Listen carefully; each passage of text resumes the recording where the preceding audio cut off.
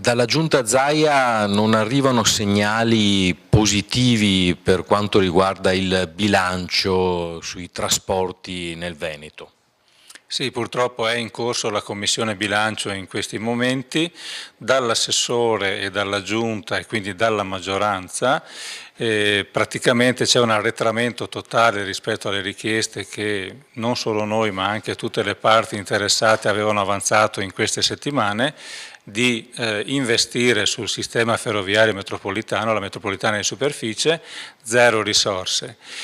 di aggiungere almeno 5 milioni per completare il funzionamento dell'orario cadenzato partito a dicembre e anche lì zero risorse,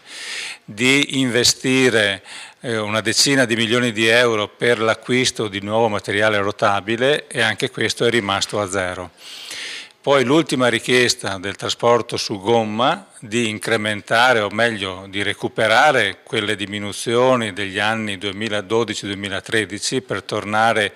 ad avere i 268 milioni di euro rispetto ai 2,56 attuali, quel recupero viene rinviato a quello che potrebbe essere il tavolo nazionale con i criteri di virtuosità e quindi sperando che dal nazionale il Fondo Unico del Trasporto